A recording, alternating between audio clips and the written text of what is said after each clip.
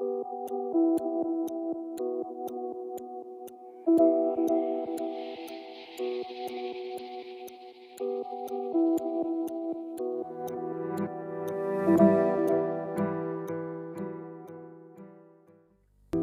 attention today has been drawn to the country of Syria.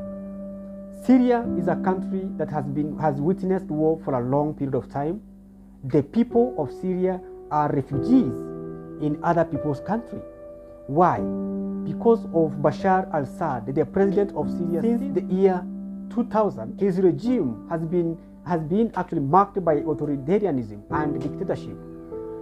Our main topic today, we are going to talk about this president of Syria, Bashar al-Assad.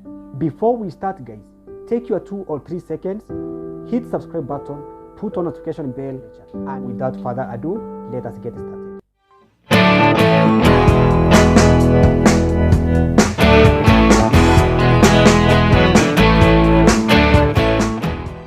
Bashar al-Assad, the president of Syria, he has been at the center of controversial regime marked by authoritarianism and dictatorship. Throughout his tenure, he has taken various actions to solidify his grip on power and suppress the dissenting voices, effectively maintaining his regime despite widespread opposition from both domestically and internationally. One of the key aspects of Assad's rule is the use of force to crush the opposition. In the year 2011, during the Arab Spring uprising, the peaceful protest erupted in Syria demanding for political reforms and an end to the oppressive regime. However, instead of addressing the grievances of the people, Assad's government responded with a brutal crackdown, leading to the escalation of the conflict into full-fledged civil war. Assad has this kind of character, bad character, whereby he uses propaganda and state-controlled media to cultivate a personality cult around himself. He is often portrayed as a benevolent leader, focusing on his role as a family man and his interaction with the ordinary Syrians, trying to humanize his image and create a perception of him as a caring leader.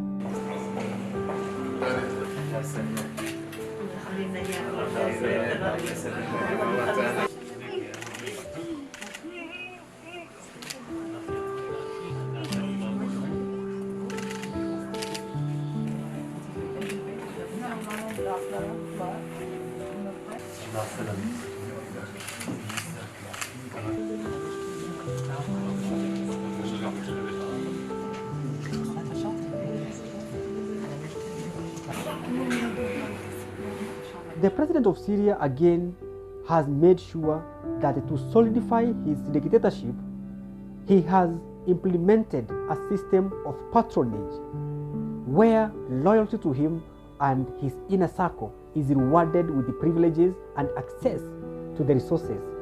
This has created a network of support and ensures his position and remains unchallenged within the government, and also without forgetting very important base called the military base. Another significant aspect of Assad's rule is the manipulation of elections. While he allows some levels of political participation, opposition candidates are often restricted or subjected to intimidation and harassment. In the year 2014 presidential election, for instance, Assad won with an impulsible 88.7% of the total vote casted, a result widely seen as rigged and lacking any semblance of free and fair electoral practice. The count of votes for Syria's presidential elections ended on Thursday after millions of Syrians cast their ballots on the 26th of May to choose one of the 3 presidential candidates as the nation's next leader. Speaker of Syria's People's Assembly Hamoud Sabbagh announced the final result in a press conference. I am delighted and honored to announce the victory of Bashar Hafiz al-Assad as the President of the Syrian Arab Republic. I express in the name of the Syrian People's Assembly our pride and appreciation and congratulations to our great Syrian people who voted for a free and great leader. Furthermore, Assad's regime has been accused of numerous human rights abuses, including torture, extrajudicial killings, and the use of chemical weapons against civilian populations. These actions have led to widespread condemnation from the international community and resulted into sanctions and diplomatic isolation for Syria. The images are gut-wrenching. Bodies sprawled across clinic floors, many of the victims' children, even infants. Others still fighting for life, rescuers trying to resuscitate them. Victims frantically gasp for air, lips turn blue. Their bodies show no other outward signs of injury, no blood. Despite the devastation caused by the civil war, Assad has shown a willingness to cling to power at any cost. He has been also accused of using tactics such as deliberate targeting of civilian infrastructure, including hospitals, schools, to break the will of the opposition and maintain control over contested territories. A good example is Kenya. If, for example, Assad was to be the president of Kenya today, one thing he will have targeted, or the tactics he will have used right now, it is to lower the cost of unga up to 50 shillings, to make former Prime Minister Raila Amolo Odinga to lack the reason to call for demonstration. President Assad has also benefited from the support of external actors, most notably Russia and Iran, who actually they have provided also the military assistance and diplomatic cover to his regime. These allies have helped tip the balance in favor of the Syrian government during crucial moments in the conflict, enabling Assad to hold on to power.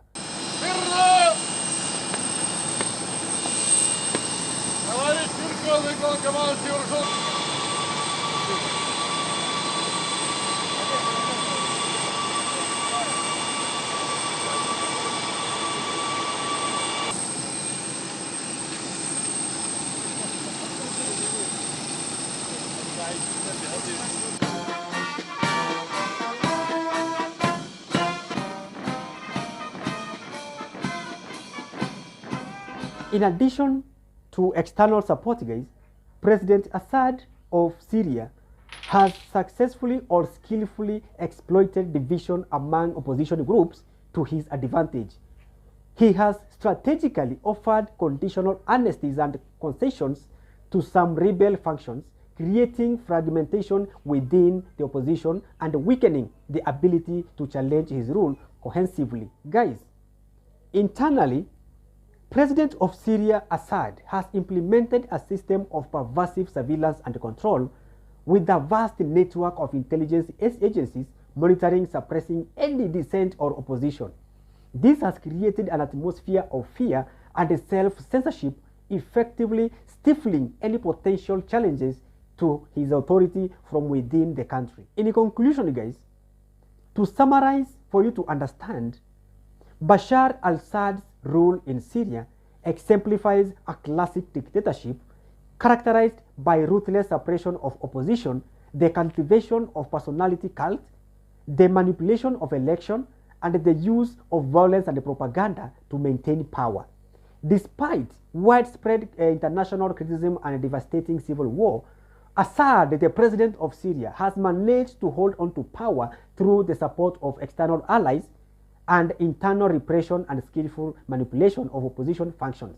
His presidency has resulted into untold human suffering and has left Syria deeply fractured with uncertain prospects for a peaceful and democratic future.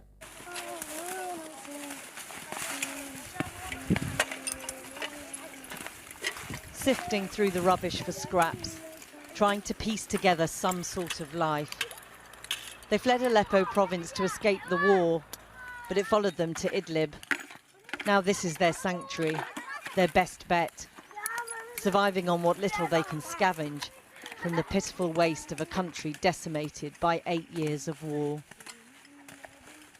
ريهام 12 سنة وهاي اسمها غازية عمرها 12 سنة وهاي هذا اسمه عزام عمره 14 سنة هذا عمره ياسر 13 سنة هاي عمرها اسمها عواش عمرها 15 سنة وهاي عمرها 13 سنة اسمها ابتسام وهاي عمرها اسمها هيام عمرها 13 وهاي عمرها 10 اسمها خديجة وهاي عمرها 10 اسمها وعادة وهاي I do not know, guys, what you think about this, about Bashar al-Assad, the president of Syria.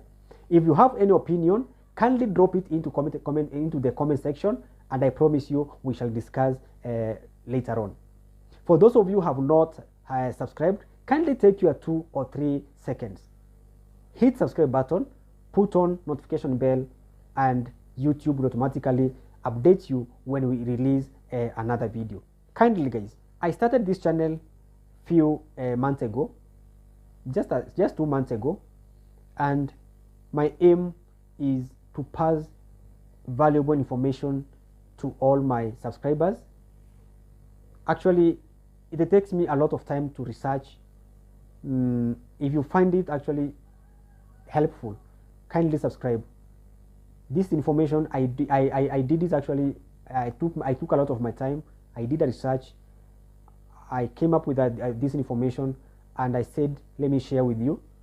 So if you find it actually something fit, kindly, and if you find it actually pleasing and something that we have actually will help you to show you what is happening in the world, just subscribe to my YouTube channel. The only thing you can support me with, the only thing you can support Tosh with, is your subscription. Your subscription and your click actually means a lot to me.